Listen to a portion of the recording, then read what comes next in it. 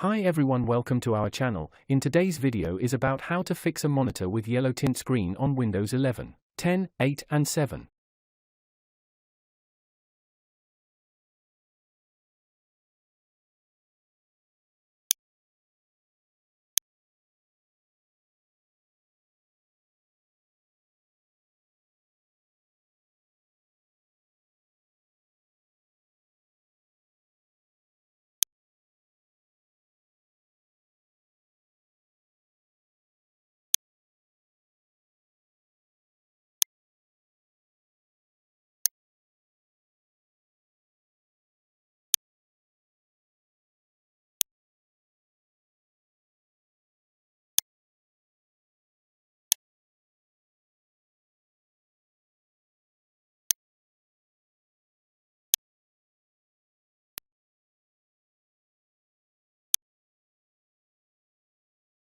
If you found this video helpful, please like to encourage us and subscribe to our channel. Leave comment and share it with others so they can benefit too.